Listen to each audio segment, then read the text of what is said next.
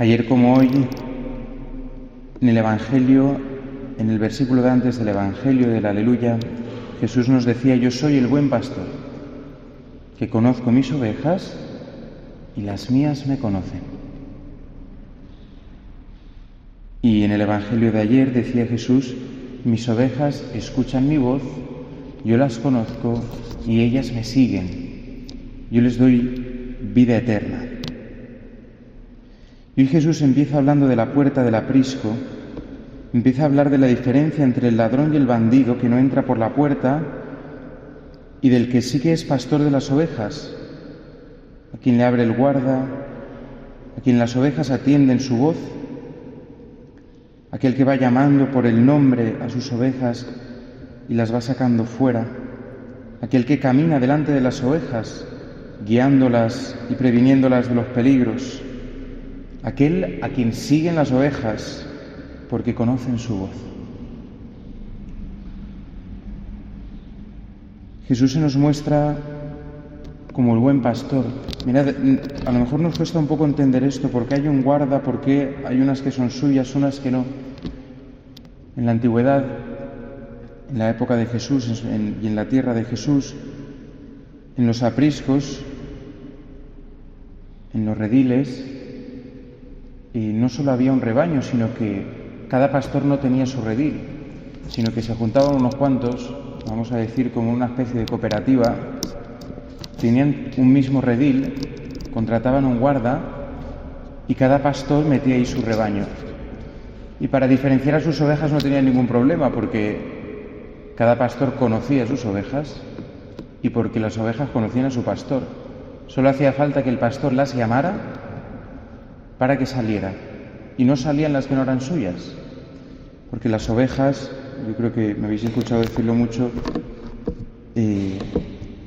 tienen un sentido de la vista muy pobre, pero tienen un sentido del oído muy fino, de manera que a través del oído van dejándose guiar y van reconociendo bien los peligros o bien la voz del pastor. Mirad, esto nos habla de algo muy importante en nuestra vida, y es de nuestro oído, de a quién escuchamos, de si reconocemos o no reconocemos la voz de Cristo en nuestra vida, si reconocemos o no reconocemos la voz de Cristo en su palabra y en los acontecimientos que ocurren en nuestra historia, y vamos reconociendo ahí la presencia del Señor, en si nos detenemos a escuchar la proclamación de la palabra de Dios, la predicación del Evangelio, el consejo de aquellos que vienen de parte de Dios a nuestra vida. Dice San Pablo que la fe viene por la necedad del anuncio, del querigma, de la predicación, que la fe se suscita en el corazón del hombre por la escucha de una palabra. No sé si os habéis fijado en la primera lectura, cuando aquellos reciben, llegaron a casa donde estábamos 3 hombres enviados desde Cesarea en busca mía. Entonces el Espíritu me dijo que me fuera con ellos. Me acompañaron. Él nos contó, entramos en casa de aquel hombre y él nos contó que había visto un ángel que le decía: haz venir a Simón Pedro, él te dirá palabras que traerán la salvación a ti y a tu casa. ¿Cómo puede un hombre decir palabras que traen la salvación? Pues solamente las palabras de un hombre pueden traer la salvación a alguien y a su casa si son las mismas palabras de Dios, si es por la acción del Espíritu Santo. Y esto nos hace descubrir que la voz del pastor, que va delante de sus ovejas, que las conoce, resuena, la voz del pastor, que es Cristo, resuena en la voz de los pastores de la Iglesia. Esta es la misión de los pastores de la Iglesia. El Papa León, en la primera misa que celebró con todos los cardenales en la Capilla Sixtina, en la misa por la Iglesia, repitió esta idea un poco de San Juan Bautista. No lo dijo exactamente con estas palabras, pero dijo: yo tengo que menguar para que Él crezca. Nuestra misión es desaparecer para que Cristo resucitado permanezca en el centro de la evangelización. Que en nuestra voz, en nuestra firmeza y claridad, los hombres conozcan a Jesucristo, el buen pastor de nuestras almas. Sin embargo, Jesús sigue hablando de la puerta y de repente dice: yo soy la puerta de las ovejas. ¿Pero no eras el pastor? ¿Por qué Cristo es la puerta de las ovejas? Yo creo que este yo soy la puerta va unido a aquel yo soy el camino, la verdad y la vida. Nadie va al Padre sino por mí. Jesús es el pastor, es la puerta, es el cordero, es la palabra, es la vida, es la verdad, es la luz del mundo. Y nos habla de una cosa muy importante hoy la palabra de Dios, y es que el que no entra por la puerta en nuestra vida, el que salta por otra parte, es ladrón y bandido. Yo os invitaría en esta mañana a pensar también en nuestra vida cuántas cosas nos han robado la libertad, cuántas cosas nos han asaltado como ladrones y bandidos, cuántas cosas se han colado en nuestras casas, en nuestra vida, en nuestra iglesia, a través de los medios de comunicación, de las redes sociales, de libros, de ideas peregrinas. ¿Cuántas veces se han colado también por nuestros ojos y por nuestros oídos, que sin darnos cuenta nos han destruido, nos han herido, nos han hecho daño? ¿Cuántas cosas que nos han llevado al pecado, a la desconfianza de Dios? ¿Cuántas cosas que no nos han dejado lugar a lección, que en nuestra sociedad, sin darnos cuenta, nos han arrastrado a ciertas ideas, a ciertas formas de vida, a ciertas dinámicas que nos han apartado del Señor? ¿Cuántas veces hemos experimentado tentaciones en las que sentimos que somos arrastrados casi de forma irremediable? ¿Cuántas veces hemos experimentado la fuerza de la concupiscencia y la fuerza del mal para hacer una crítica, para juzgar a una persona, para dejarnos llevar por la lujuria en la mirada o en los actos, para dejarnos llevar por la gula en la comida o en la bebida, para dejarnos llevar por la pereza? ¿Cuántas veces hemos experimentado que éramos como arrastrados?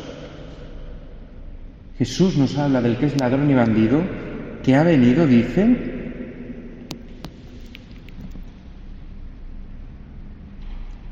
ahora no lo veo, aquí, a robar, a matar y a hacer estragos. El maligno, que obviamente no puede eliminar nuestra libertad, sin embargo, actúa en nuestra vida de una forma violenta, a veces sutil, pero violenta.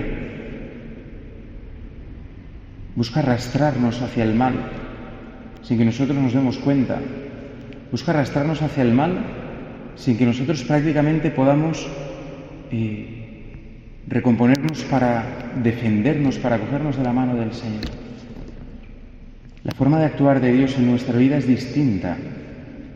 Fijaros la diferencia entre aquel que salta por otro lado y que viene a robar, matar y destruir, con el pastor, que entra por la puerta, llama por el nombre, va delante, y son las ovejas las que lo siguen, porque conocen su voz. Qué distinto cuando Dios inspira las cosas en nuestra vida. Qué distinto cuando es la voz de Dios la que conduce y nos va iluminando y no nos fuerza y nos deja libres, porque nos ha creado libres por amor, nos ha creado libres para amar, porque no quiere esclavos, sino hijos. El El Señor en nuestra vida nos presenta la verdad, nos levanta cuando caemos, está a la puerta llamando, nos dice en el libro del Apocalipsis. Si alguien me oye, escucha mi voz y me abre, entraré, cenaré con él y él conmigo. El Señor llama y llama y llama a través de los acontecimientos de nuestra vida, a través de la palabra, y a veces nos empuja y a veces nos insiste, pero no nos fuerza, pero no nos coarta nuestra libertad. A Dios siempre le puedes decir no.